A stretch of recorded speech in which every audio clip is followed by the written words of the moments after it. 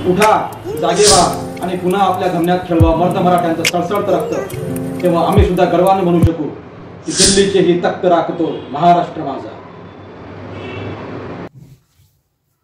तर नमस्कार, जय महाराष्ट्र.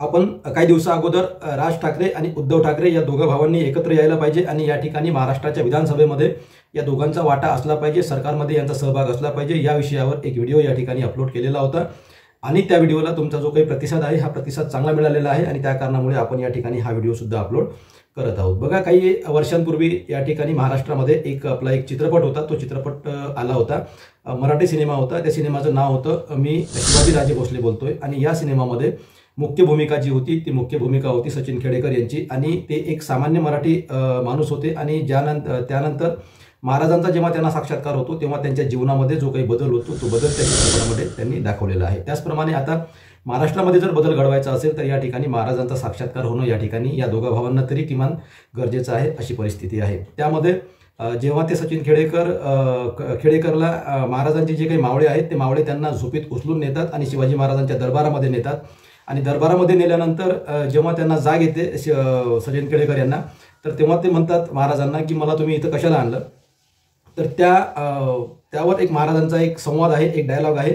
तो डायलॉग खरोखर खूपच जबरदस्त डायलॉग आहे आणि आजच्या परिस्थितीमध्ये तो डायलॉग महाराष्ट्रातील जनतेला आणि या ठाकरे बंधूला या ठिकाणी ऐकावा लागेल अशी परिस्थिती आहे. तो डायलॉग कसा आहे मी तुम्हाला सांगतो की जेव्हा ते सचिन खेडेकर महाराजांना विचारतात की मला इथं कशासाठी आणलं, तर महाराज म्हणतात की कुणी एक मराठी आपल्या मराठीपणालाच दोष देत असेल आणि आलम मराठी रयतेच्या नावानंच हंबरडा फोडत असेल आणि तोही एक भोसले कुलतपन्न, तर काय आम्ही कानाचे पडदे पोलादाचे करून गप्प बसायला पाहिजे होतं.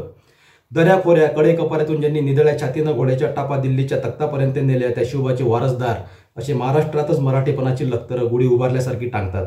यासाठीच का केला होता अट्टाहास हिंदवी स्वराज्याचा, मर्द मावळ्यांच्या रक्ताचा, आई भवानीचा आशीर्वाद आणि जिजाऊचा धारुष्ट बाणा घेऊन आम्ही हिंदवी स्वराज्याची स्थापना केली, तो हा दिवस पाहण्यासाठी. तर या अशा प्रकारचे जे काही डायलॉग्स आहेत हे असे डायलॉग्स या दोघा भावांना आता ऐकणं गरजेचं आहे, जेणेकरून हे दोघं काहीतरी यावर निर्णय घेतील. आणि जर या परिस्थितीमध्ये सुद्धा हे दोघांनी एकत्र हे आले नाहीत तर आता या ठिकाणी यांचं काही खरं दिसणार नाही, असा विषय असणार आहे. आपल्या चॅनलवर काही कमेंट्स आहेत की बाबा मग राजसाहेब ठाकरे यांना काही गरज नाही आहे, ते सुद्धा चांगलं काम करू शकतात भविष्यामध्ये, किंवा मग उद्धवसाहेब ठाकरे सुद्धा चांगलं काम करू शकतात. परंतु परिस्थिती राजकारणातली बदलत चाललेली आहे दिवसेंदिवस, त्या कारणामुळे या दोघांना या ठिकाणी एकत्र येणं गरजेचं आहे. ठीक आहे, काही भूतकाळामध्ये ज्या काही गोष्टी घडलेल्या आहेत त्यावेळेस ज्या गोष्टी व्हायला पाहिजे होत्या त्या नाही झाल्या, परंतु जीवनामध्ये संधी मिळत असते, काहीतरी एक परिस्थिती निर्माण होत असते आणि सध्या ती परिस्थिती निर्माण झालेली आहे या दोघा भावांना एकत्र येण्यासाठी. परिस्थिती अनुकूल आहे महाराष्ट्रातली, या दोघांनी एकत्र यायला पाहिजे आणि या ठिकाणी सत्तेमध्ये यांचा सहभाग असला पाहिजे, एवढी आपली मराठी माणूस म्हणून एक या ठिकाणी इच्छा व्यक्त करणं हे आपलं काम आहे. शेवटी राजकारण आहे, त्या दोघांचे विचार जुळतात नाही जुळत तो प्रश्न त्यांचा आहे, परंतु विचार जुळून घ्यायला पाहिजे, कारण की महाराष्ट्रातली राजकीय परिस्थिती ही अस्थिर होत चाललेली आहे.